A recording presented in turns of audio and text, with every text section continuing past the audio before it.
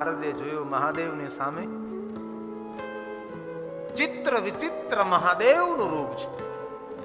થોડી જટા બાંધેલી, થોડી વિખરાયેલી છે, પથરાયેલી છે, વિખરાયેલી. કોઈ સર્પ જટાની ઉપર તરફ જઈ રહ્યો છે, કોઈ સર્પ જટાથી નીચે આવી રહ્યો છે, કોઈ સર્પ જટાની લટમાં વીંટાઈ રહ્યો છે,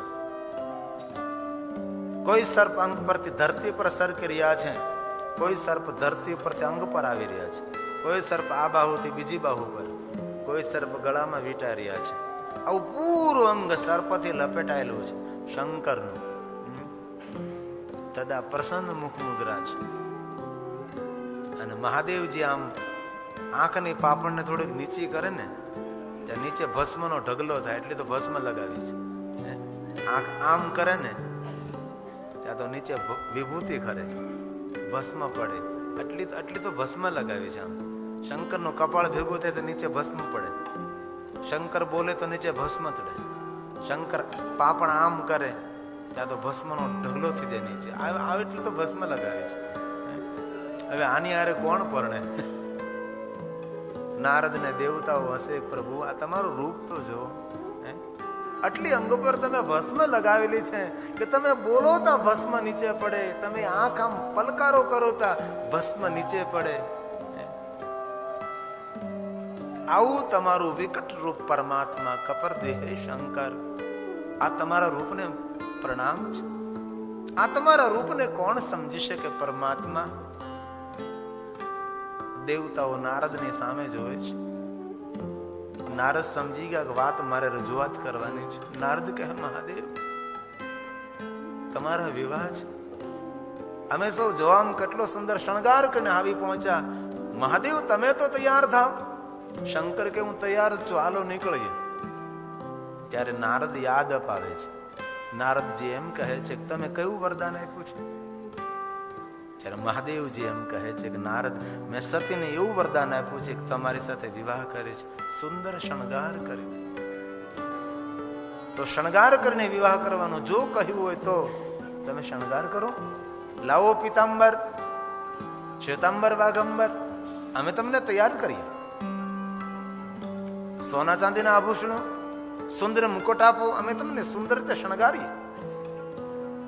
જ્યારે મહાદેવજી એમ કહે છે કે નારદ, શ્વેતાંબર, પીતાંબર, લીલાંબર ની ક્યાં વાત કરે?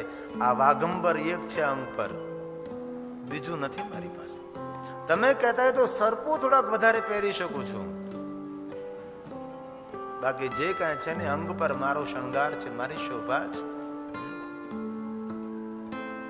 એ સમય ઇન્દ્ર બ્રહ્માના કાનમાં, બ્રહ્મા વિષ્ણુના કાનમાં, વિષ્ણુ કુબેરના કાનમાં, પૂરી વાત કાનપુરમાં હાલે.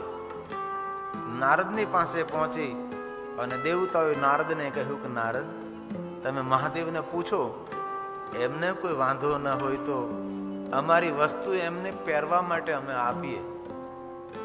નારદે કહ્યું, મહાદેવજી આ દેવતાઓ એમ કહે છે કે એમની વસ્તુ તમને પહેરવા માટે આપે. ત્યારે મહાદેવ નારદની સામે જોઈને હસવા લાગે છે. નારદ સમજી ગયા શંકર ભગવાન શું કહેવા માંગે છે.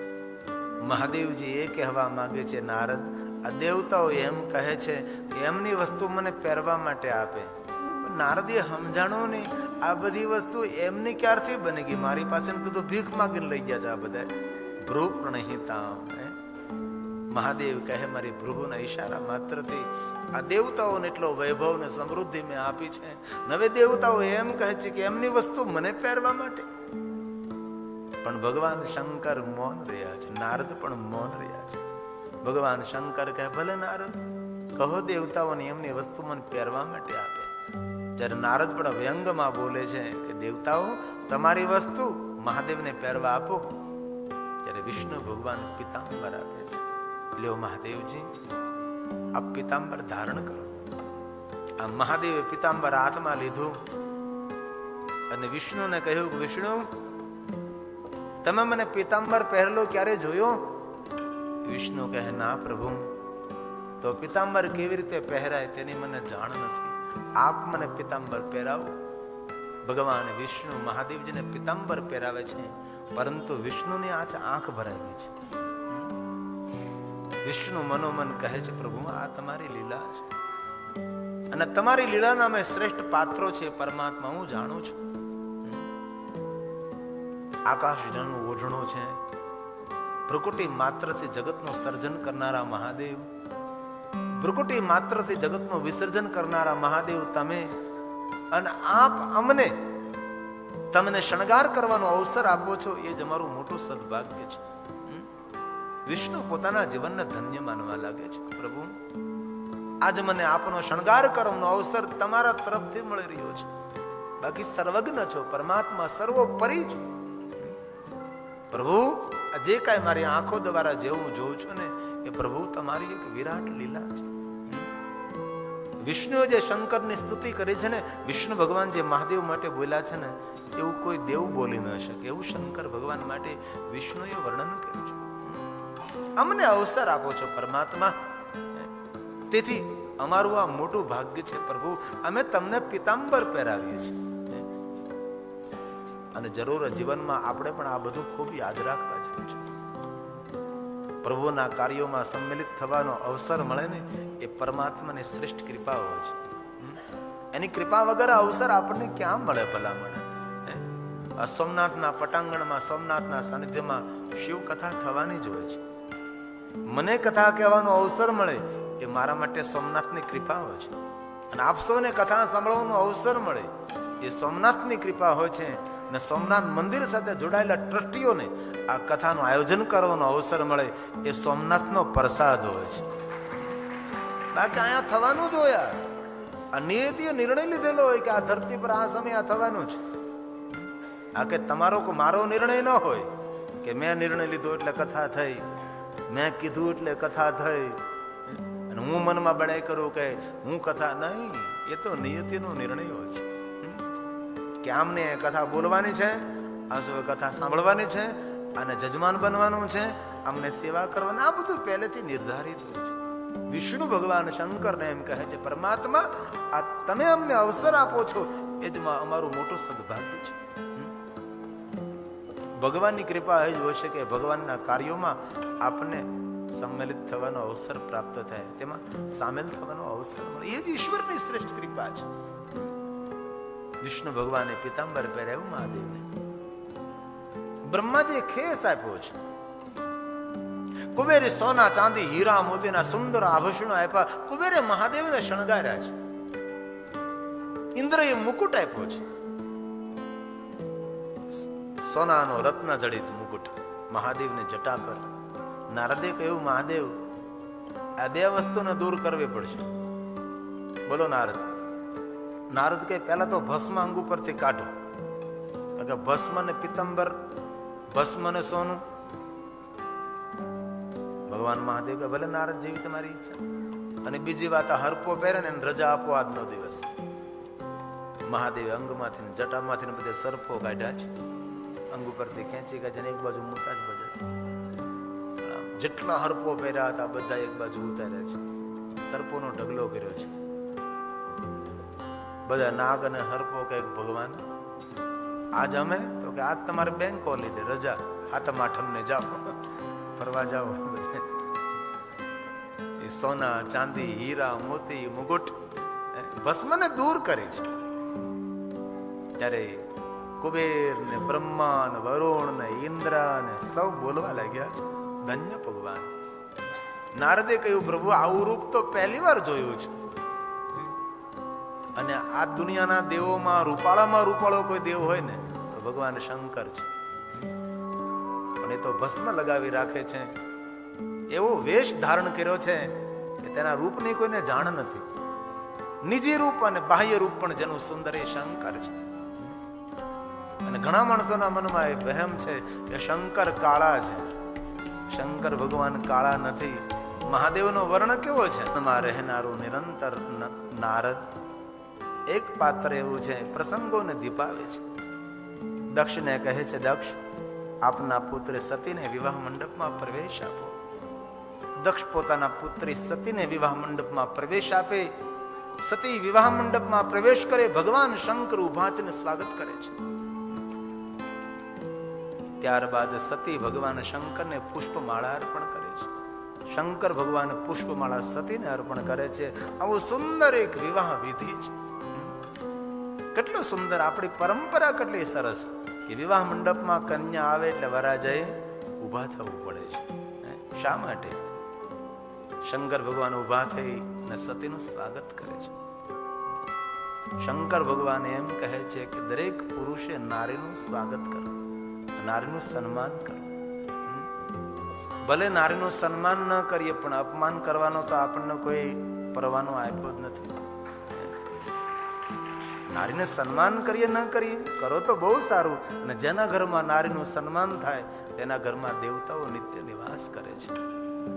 આ શંકરે ઉભા થઈને સતીનું સ્વાગત કર્યું. શંકર ઉભા થઈને સ્વાગત કર્યું, તેના બદલામાં સતીએ શું કર્યું? તો કે તેને ફૂલનો માળા પહેરાવે છે. કેટલો સુંદર, આમ શિષ્ટાચાર કેટલો સરસ છે. અને આપણે શિવાલયમાં જઈએ તો શું છે બધું છે. શિવાલયમાં આપણે દર્શન કરવા જઈએ તો શંકર ભગવાન એમ કહે, હે માનવ, હે પુરુષ, જરા જો, દેવોનો દેવ છું, હું નીચે બિરાજુ છું. તારું દાંપત્ય જીવન તારા દિવ્ય બનાવવું હોય તો મેં પણ પાર્વતીને સુંદર ઊંચું સ્થાન આપ્યું છે, હું નીચે બેસું. કેટલો સુંદર મહાદેવજી આપણને સંદેશ આપે છે. પુરુષને કહે છે, હે પુરુષ, તારું દાંપત્ય જીવન તારા દિવ્ય બનાવવું હોય તારી નારીનું સન્માન કરજે, તેને ઊંચું આસન આપજે. શિવાલયમાં પાર્વતીની ઊંચાઈ છે, શંકર નીચે બેઠા છે. પુરુષને કહે છે શંકર ભગવાન નારીનું સન્માન કરજે. ત્યારબાદ નારી મહાદેવનું દર્શન કરવા જાય છે. ત્યારે શંકર ભગવાન નથી બોલતા, પાર્વતી બોલે છે, એ નારી ઉભી રે, તું દર્શન કરીને જાને તો કહા જરા જો, આમ મારા પતિ કેટલા મહાન છે, ખુદ પોતે નીચે બેસે અને મને કેટલી સુંદર ઊંચાઈ આપી છે, તેના કરતા આસન મને ઊંચું આપ્યું છે. હે નારી, આમ જરા જો, કેટલો સુંદર મારો વ્યવહાર છે. પાર્વતી કહે છે, હે નારી, યાદ રાખજે, તારો પતિ તારું સન્માન કરે, તારો પતિ તને ઊંચા આસન ઉપર બેસાડે. હે નારી, મારી વાત યાદ રાખજે, મારા પતિએ મને ઊંચું આસન આપ્યું છે, તેથી તો મારા પતિને મેં આગળ રાખ્યા છે. તું પણ તારા પતિને આગળ રાખજે, તું આગળ ન થઈ જતી, મેં મારા પતિને આગળ રાખ્યા છે. પાર્વતી કહ્યું નારીને, એક મારો પતિ આગળ છે, ભલે મને ઊંચું આસન આપ્યું પણ શંકરને આગળ રાખું છું.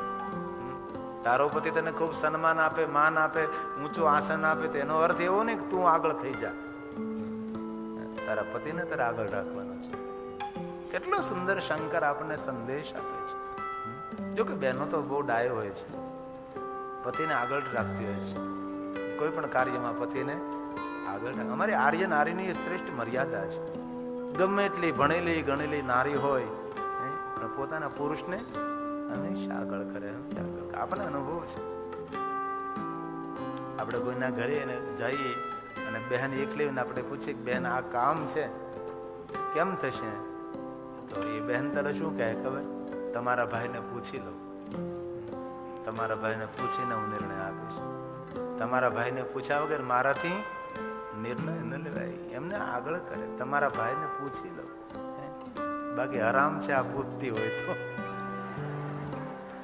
પણ વિવેક કેટલો સરસ દેખાડે કે તમારા ભાઈને પૂછીને નિર્ણય લો. બાકી તો પુરુષોને ખબર હોય કેટલો પૂછે છે. પુરુષો પૂછ્યા વગર શ્વાસ લઈ શકતા નથી, એવી હાલત છે. શંકરનો સંદેશ મધુર છે. મહાદેવ તો મહાદેવ છે, એમનું જીવન ચરિત્ર દિવ્ય છે. તેથી તો આપણે કોઈ દીકરીના લગ્ન થતા શું કે શંકર પાર્વતીની સૌભાગ્ય. કેટલું સરસ આપણે કે શંકર પાર્વતી દિવ્ય દાંપત્ય જીવન એ મહાદેવ છે. પુષ્પમાળા વિધિ થાય છે, બિરાજમાન થાય શિવ અને સતી. અંગુષ્ઠની પૂજા, ગર્ગાચાર્ય મહારાજ સુંદર મંત્રો બોલે છે. શિવ અને સતીના લગ્ન, અગ્નિદેવને પ્રગટ મંગળ પહેરાવો. અંતે દક્ષ પોતાના પુત્રી સતીને ભગવાન મહાદેવ સાથે વિદાય કરે છે. શિવ અને સતીના વિવાહ થયા. કૈલાસના દ્વારે શિવ અને સતી પધારે છે. કોણ સ્વાગત કરે? કોઈ માતા નથી, કોઈ પિતા નથી. શિવ અને સતી કૈલાસના દ્વારે ઉભા છે. જો માં કે બાપ હોય, કોઈ પરિવારમાં હોય તો કોઈ સ્વાગત તો કરે, મારા દીકરાના લગ્ન છે. મારા આંગણે પુત્ર વધુ આવે, પણ કોઈ નથી. એ અવસર કોને મળ્યો? વિષ્ણુ ભગવાનને મળ્યો છે. ભગવાન વિષ્ણુજી અને લક્ષ્મીજી બંને શિવ અને સતીનું સ્વાગત કરે છે. આમ શિવપુરાણમાં વિષ્ણુનું ચરિત્ર બહુ મધુર છે, બહુ સુંદર ચરિત્ર વિષ્ણુ ભગવાનનું છે. ભગવાન વિષ્ણુ લક્ષ્મીજી શિવ અને સતીનું સ્વાગત કરે. પ્રભુ પધારે છે કૈલાસમાં, સુંદર આસન ઉપર બિરાજમાન શિવ અને સતી દેવતાઓએ પરિક્રમા કરી શિવ સતીનો જય જયકાર કર્યો છે અને વિદાય લઈ લઈને પોતપોતાના લોકમાં સૌ જવા લાગે છે. જે જાનમાં આવ્યા હતા સૌ ગયા, શિવ સતી એકલા પડ્યા છે. સતીનું ધ્યાન ગયું દૂર જરા. સતીએ કહ્યું, મહાદેવજી, આ દેવતાઓ વિદાય લઈને તો જતા રહ્યા છે, પરંતુ મને એવું લાગે છે કોઈ દેવ ઉભા છે ને વાતો કરે છે. શંકર ભગવાને દૂર દ્રષ્ટિ કરી તો મહાદેવજી કહે, સતી, એ તો ઇન્દ્ર છે, બ્રહ્મા છે, વિષ્ણુ કુબેર છે. સતી કહે, મહાદેવ, એવું મને લાગે છે કે વિવાહની વિધિ કઈ બાકી હોય છે. મહાદેવ વાજ કરે છે, દેવતાઓને પાછા બોલાવે છે, આવે છે અને મહાદેવજી કહે, ઇન્દ્ર, બ્રહ્મા, વિષ્ણુ, કુબેર, વિવાહની વિધિ કોઈ બાકી છે? જે કઈ વિધિ બાકી આપ મને કહો તો કરવા માટે તૈયાર છું. દેવતાઓ એકબીજાની સામે જોવે, બોલવાની હિંમત કરતા નથી. મહાદેવજી કહ્યું, બોલો તો કઈક મને જાણ થાય. ચારે દેવતાઓ એક સાથે બોલી ઉઠે છે કે મહાદેવજી, વિવાહની વિધિ તો બાકી નથી, પરંતુ આ અમારી વસ્તુ જે તમને પહેરવા આપી છે એમને પાછી આપો. ભગવાન શંકર કહે કે રે દેવતાઓ, મને શું ખબર? વિષ્ણુને પિતાંબર, ઇન્દ્રને મુકુટ, કુબેરને સોના ચાંદીના આભૂષણો, મહાદેવને આપેલું પાછું લઈને કહે છે, પ્રભુ, તમે જે ધારણ કર્યું ને એ પ્રસાદ છે. એમ કરીને બધું લઈને જતા રહે છે. ભગવાન શંકર ભસ્મના ત્રિપુંડ કરે છે, જટા બરાબર કરે છે, મૃગચર્મને ધારણ કરે, હાથમાં ત્રિશુલ અને ડમરૂ બાબા દૂર નજર કરે છે. સતી પૂછવા લાગે છે, મહાદેવજી, મને એવું લાગે છે તમે કઈ પર્યાણ કરો છો. આ સતી, હું કુંભજ ઋષિના દ્વારે જાઉં છું. મારા ઈષ્ટ મારા રામની કથાનું શ્રવણ કરવા માટે સતી સાથે જોડાય છે. ભગવાન શિવ અને સતી ત્રેતા યુગની અંદર કુંભજના દ્વારે આવે છે અને આ કથા રામચરિત માનસમાં બહુ સુંદર રીતે વર્ણન કરી છે. આવું પવિત્ર શ્રાવણ માસ છે, 2 પંક્તિઓ ગાઈ રામચરિત ગોસ્વામીજીને યાદ કરીએ.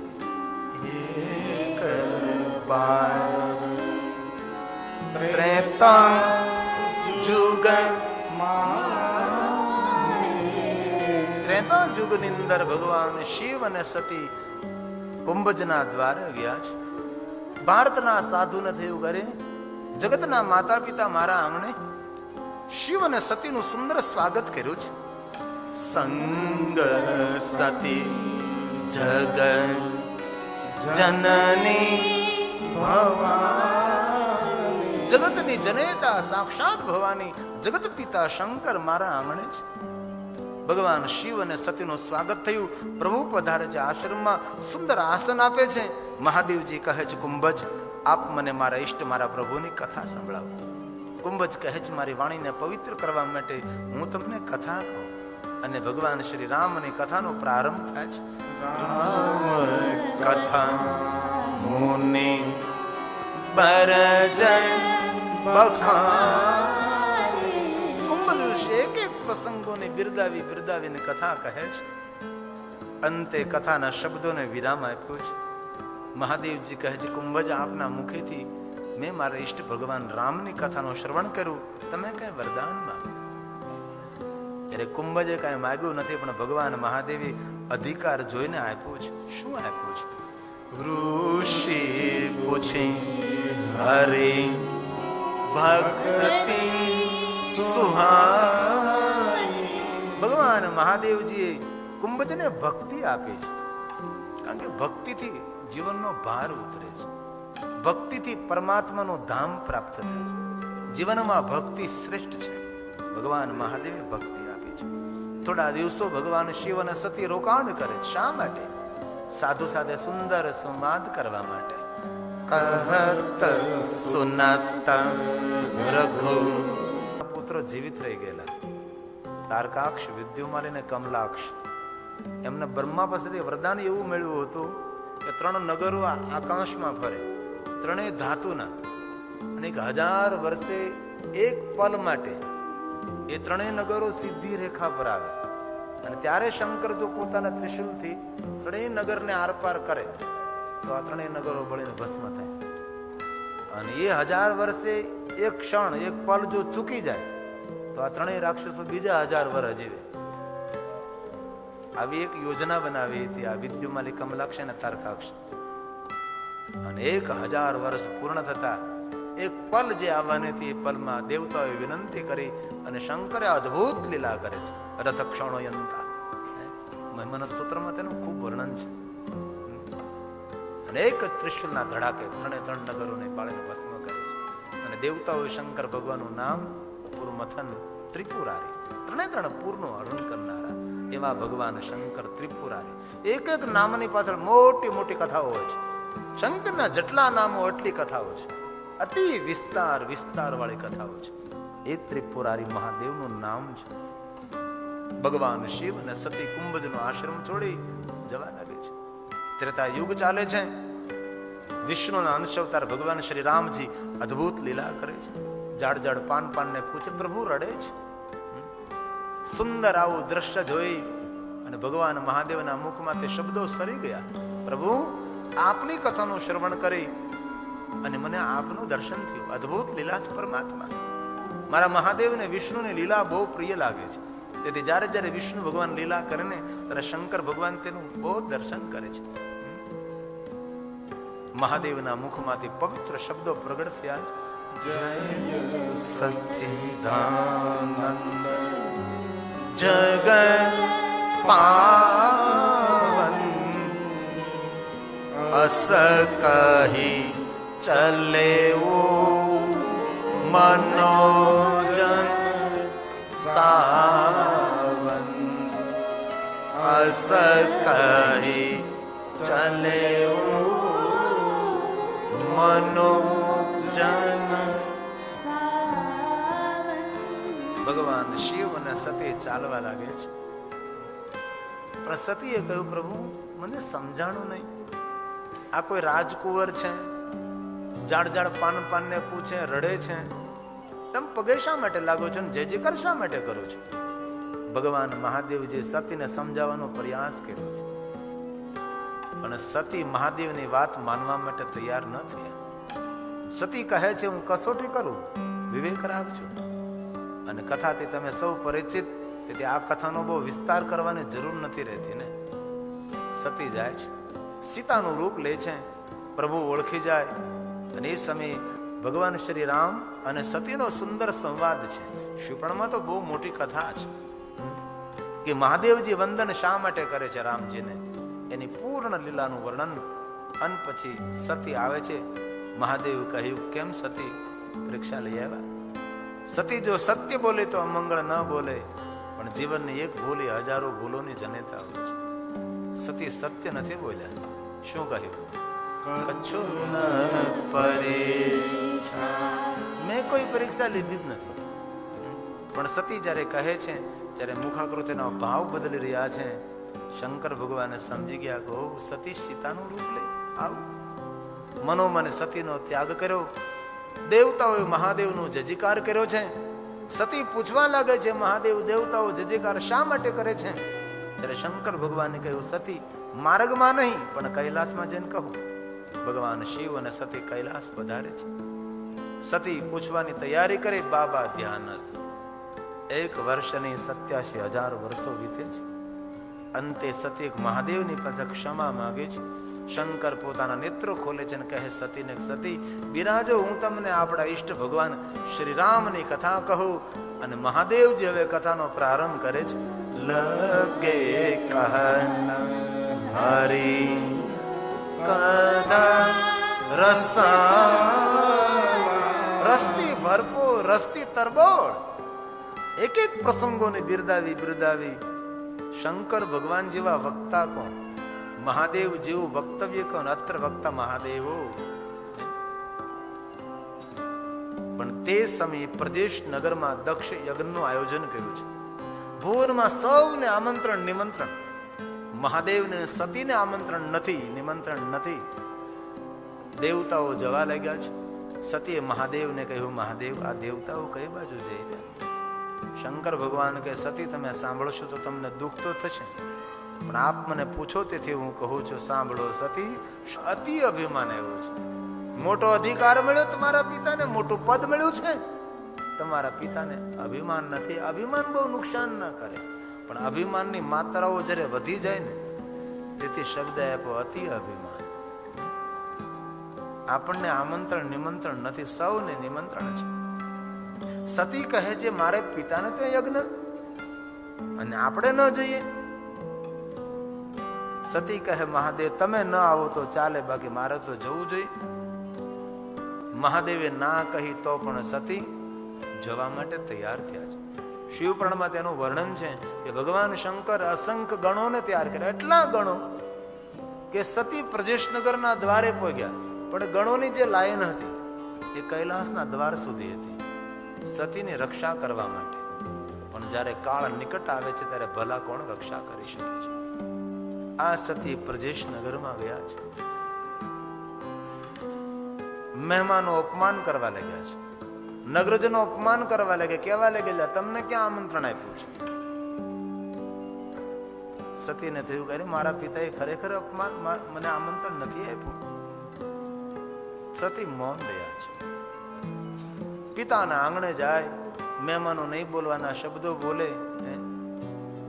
અને સમાજમાં આવું પણ આપણે ઘણી વાર જોઈએ છે. બે ભાઈઓને વ્યવહાર ન હોય ને, એમાં મોટા ભાઈને કઈ ઘરે કઈ પ્રસંગ હોય, નાનો ભાઈ હાજર ન હોય ને ત્યારે મહેમાનોને એમાં બહુ રસ પડે, ઉણપ ગોતે.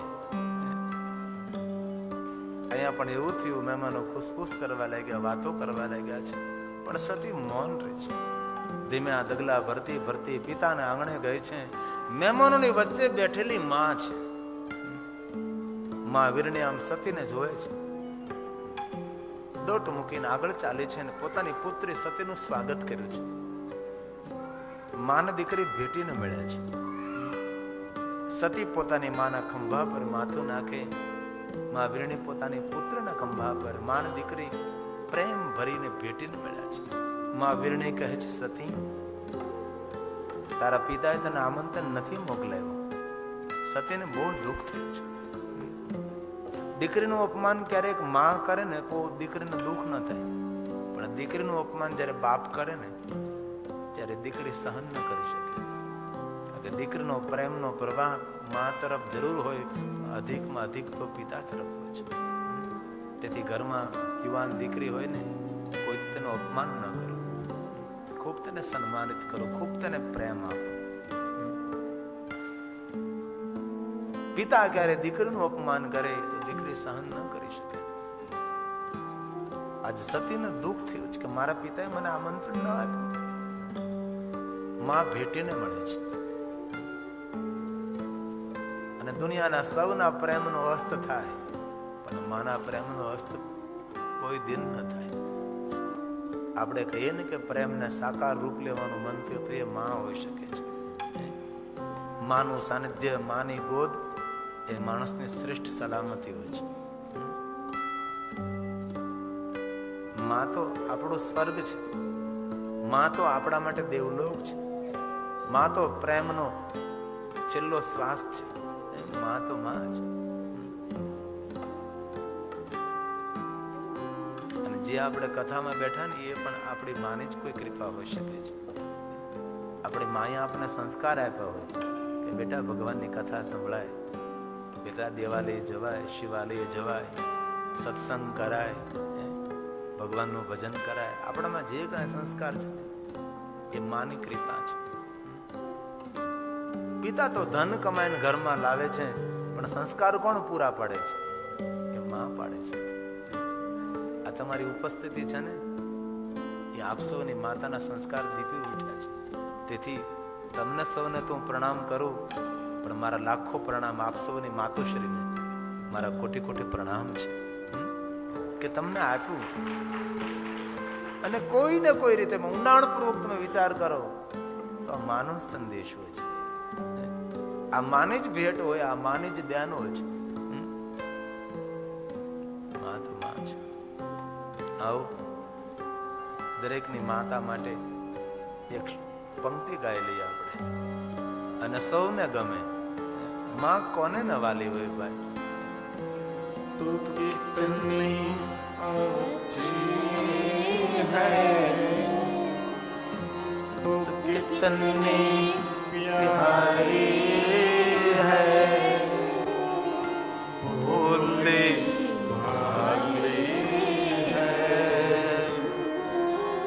ओ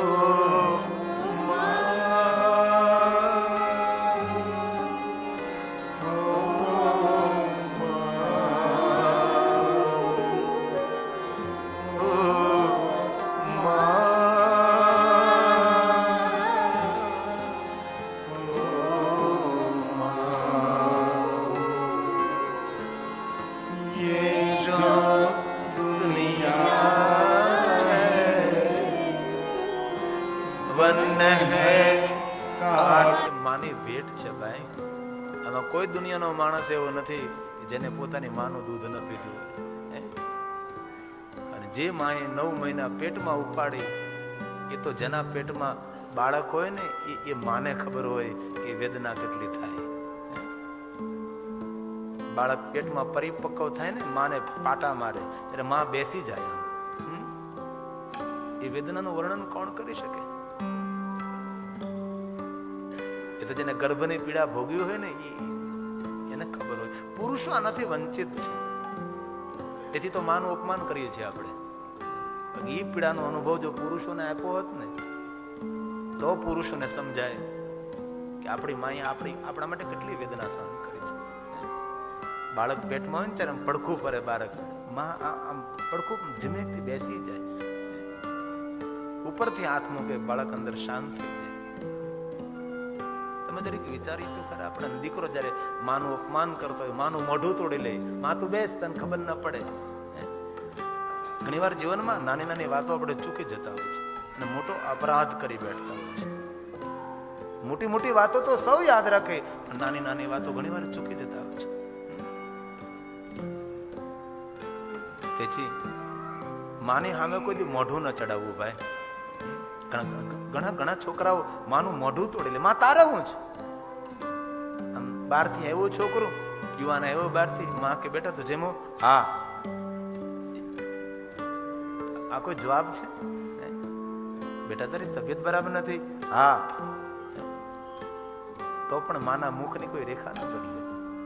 માં સમજી લે મારા છોકરાનું મગજ ઠેકાણે નથી. આજ માં તો માં છે.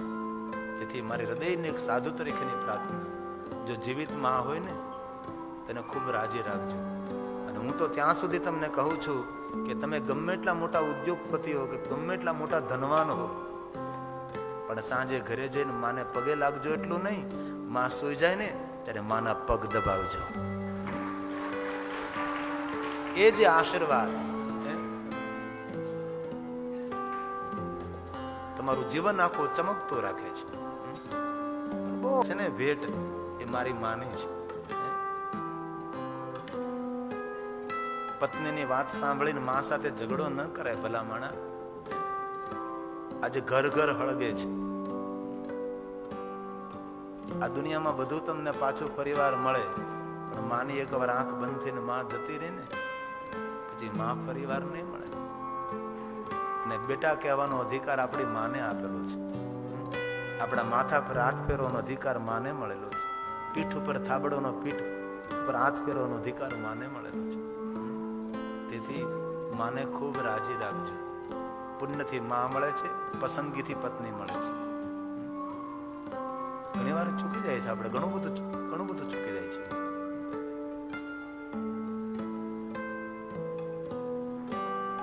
અને બહેનોને પણ મારી ખૂબ એક પ્રાર્થના છે,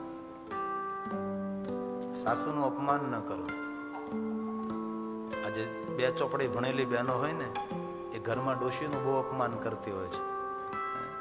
ન કરાય. ઘર એનું છે ભાઈ. આખા ઘરનો કબજો એના ઉપર છે. ભલે તમારું ધાર્યું કરો, પણ બાને તમે 2 વાર પૂછો ને તો બા હા કહે કે ના કહે, પણ બાનો આત્મો જરૂર રાજી થાય કે મારી પુત્ર વધુ મને પૂછીને નિર્ણય લે. કેટલી રાજી થાય. અને જીવે એટલું ક્યાં તને જીવવાનું ભલામણ? શા માટે તેની સામે મોઢું ચડાવી રાખું છું? એટલે હું તમને નથી કહેતો, તમે સૌ તો ડાયા માણસો છો, મારી બહેનો તો બહુ ડાય છે, પણ આ તો તમને ખાલી યાદ અપાવું છું. ઘરનો વડીલ, ઘરની વૃદ્ધ માં એ ઘરની મહેમાન છે. તેથી ઘરના વડીલોને રાજી રાખજો, માને ખૂબ રાજી રાખજો, માની ખૂબ સેવા કરજો. દુનિયાના બધા અવસરો તમને મળશે કે માની સેવાનો અવસર ફરી મળે ન મળે શું ખબર આપણને, તેને ખૂબ રાજી